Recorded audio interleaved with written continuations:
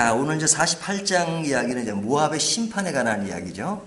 이 46장서부터 이제 51장까지, 52장까지 있는데, 예레미야가, 이스라엘 주변 나라의 심판에 관한 이야기를 계속 하고 있는 겁니다. 그래서 앞에 이제 애굽에 관한 이야기, 그 다음에 블레스에 관한 이야기, 하고 이제, 어제 본문도 그렇고, 오늘 본문에 이어서 이제 모압에 관한 이야기를 하고 있어요.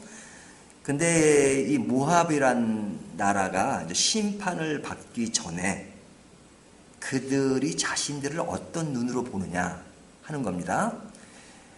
우리가 이제 똑같은 사안을 가지고도 흰색으로 보는 사람이 있는가 하면 검정색으로 보는 사람이 있잖아요. 똑같은 사안인데 그것은 보는 시각에 따라서 해석도 완전히 달라지는 경우가 많습니다. 근데 지금 모압 사람들은 지금 자신들을 어떻게 보고 있냐면 11절 보세요.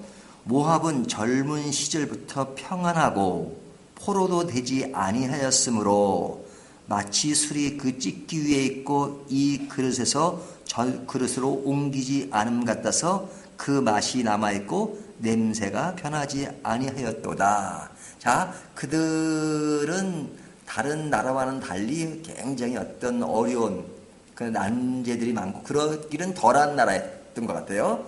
그러니까 그냥 외적으로 좀 평안하고 또 포로가 되지 아니했기 때문에 그들의 상태는 지금 우리야말로 평안하다. 뭐 괜찮다라고 생각하는 겁니다. 그러니까 자신들이 놓인 상황에 대해서 상당히 이제 괜찮은 것처럼 생각하는 거죠. 근데 이제 괜찮다는 그 해석이 뭐냐면 이들이 이제 뒤에 보면 그노스 신을 섬기잖아요. 여기 보면 13절이면 이스라엘 집이 베델을 의뢰함으로 수치를 당한 것 같이 모압이 그노스로 말미암아 수치를 당하리로다. 그노스 신을 섬겼는데 우상 숭배잖아요. 그런데 그 우상 숭배를 함으로써 자기들이 지금 평안을 얻고 있다. 그러니까 지금 잘 지내고 있는 것이 누구의 덕택이라고 생각하는 거예요? 그모스 신의 덕택이라고 생각하는 거잖아요. 그러니까 그노스 신을 섬기면서 그 섬김으로 인하여 우리에게 평안이 왔다. 그 섬김의 결과로서 평화를 맛본다고 생각한 겁니다. 근데 이제 그들이 그렇게 생각하는 거지만 굉장히 어리석은 거죠. 그 어리석음을 어떻게 이야기하고 있냐면 13절로 올라가면 하반절에 그릇을 비게 하고 그 병을 부수리니, 네, 그릇을 비게 하고 병을 부수리니 그 앞에 그들이 기울여서 뭘 기울이냐면 내가 술을 옮겨 담는 사람을 보낼 것이다. 그들이 기울여서 그러니까 술을 담는 그릇을 이렇게 기울이는 거죠. 그러니까 술을 따르는 겁니다. 근데 이제 저는 술에 대해서 잘 모릅니다. 근데 제가 이제 이 술에 대한 얘기가 나오기 때문에 이제 다른 책을 좀 참고했는데요. 아마 이런 거를 잘 아시는 분들 계실 거예요. 술을 담글 때, 특히 이제 포도주를 담글 때 제 1단계가 뭐냐면 이제 포도를 따가지고 이제 밟는데요. 예? 밟아서 이제 즙과 이제 이런 것을 분리를 시킨대요. 제 1단계가 이제 포도를 밟고 즙을 내는 것이고, 두 번째는 이제 짜낸 포도즙을 톡이나 가죽 부대에 넣어서 이제 마개를 열어놓는데요. 그래야 발효가 된대요. 그러니까 발효되는 단계잖아요. 이제 그 단계가 넘어가면 3단계로 넘어가는데 이 3단계는 이제 이렇게 발효가 되면서 그 찌꺼기와 이제 즙을 이렇게 분리를 한다는 거죠. 그래서 세마포로 이렇게 부어서 이렇게 이제 즙을 따로 이렇게 만들어내는 모양입니다. 그러니까 지금 오늘 본문 이 이야기는 3단계 이야기예요. 그러니까 이게 이제 불려면 이게 기울여지잖아요. 기울여서 이제 진짜 그 찌꺼기를 없애고 이제 포도즙을 이제 포도즙이 이제 포도주가 되는 거죠. 이것을 만드는 작업이 필요한데 지금 오늘 본문에 뭐라고 말씀하세요? 그릇을 비게 하고 그 병들을 부수리니. 그러니까 그릇을 비게 하고 병들을 부수면 그걸 이렇게 부어서 이렇게 받아놓는 무엇인가 있어야 되잖아요. 근데 그게 없으면 이제 포도주를 만들면 끝난 거죠. 그렇지 않나요? 예? 그러니까 이 모압의 상태가 자기들은 지금 평안하다고 생각하지만 이 포도주를 담그는 비유를 통해서 그들을 이미 뭐 1단계, 2단계를 거쳐서 지금까지 상황에 놓여 있으니까 자기들은 평안하다고 생각하지만 이미 그들은 끝난 것이다 이거죠. 병이 비어지고 그릇이 비어지고 병이 없는데 그런 끝난 것이다 하는 겁니다. 근데 아직까지는 끝난 건 아니에요. 외적으로는. 근데 지금 그 심판이 앞에 있는데 지금 당장 눈에 보이는 것이 평안하니까 자기들은 괜찮다. 그래서 그 괜찮음을 어떻게 표현하고 있냐면 14절을 보면요. 너희가 어찌하여 말하기를 우리는 용사요 능란한 전사라 하느냐. 그러니까 누구에게 하는 말이에요? 이제 속으로 이제 자기들이 이제 그렇게 생각하는 거죠. 물론 다른 게 표현하고 있지만 너희가 어찌하여 말하기를 우리는 용사요 능란한 전사. 자기들이 그렇게 생각하는 거예요. 모압 사람들이. 능란한 전사도 아니고 그리고 용사도 아니에요. 사실은. 이미 심판 앞에 놓여 있으니까. 근데 자기들은 완전히 착각에 빠진 거죠. 착각에 빠진 거죠. 그러니까 착각에 빠진 사람들이 어떤 사람들일까요? 뭐 예를 들면 이런 그 어리석은 부자에 대한 얘기가 있죠. 성경 신학에 보면 어리석은 부자. 어리석은 부자는 지금 아주 우리가 풍요롭고 농사가 잘 돼가지고 그냥 곡식이 가득하니까 아 내가 이거를 다 쌓아놔야 되는데 쌓아놓을 창고가 없으니 또 지어야 되겠다고 아주 그 고민을 하잖아요. 네? 그 아주 풍요로움에 아주 그냥 자신이 다 된 것처럼 생각하잖아요. 그러니까 이 풍요로운 수확으로 나는 만족하다, 나는 행복하다, 나는 괜찮다 이렇게 생각하는 거예요. 근데 예수님이 뭐라고 말씀하세요?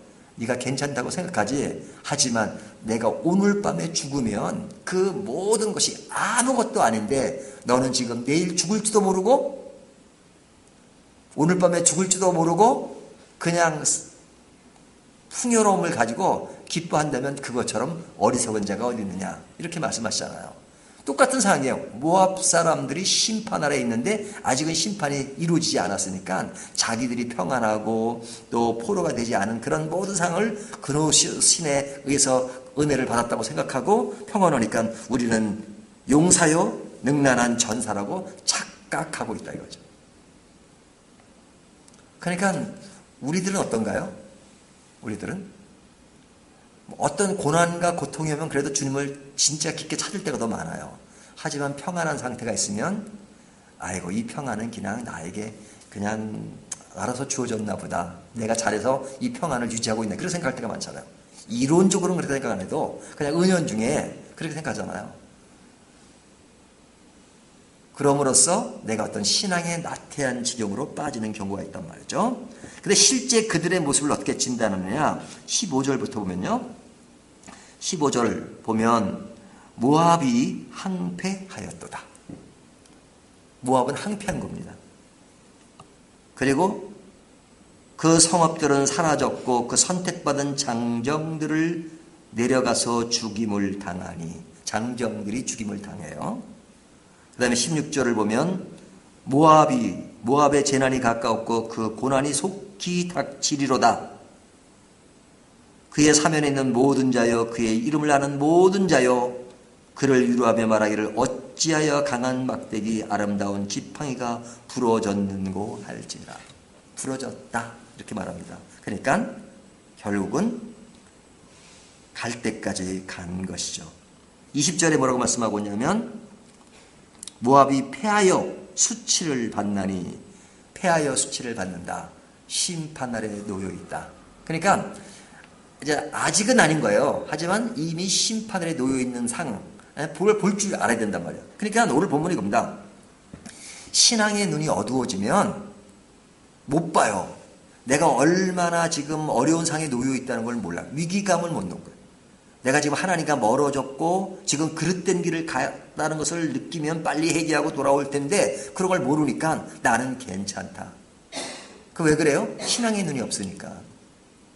하지만 신앙의 눈으로 보면 항폐해지고 어두워지고 장정이 사라지고 그런 상황인데 그것을 못 보는 안타까움을 이야기하는 거죠. 그래서 결국 어떻게 되느냐? 21절부터 24절까지는 그 성읍이 무너졌다라는 말을 이제 한마디로 얘기하면 이렇게 얘기합니다.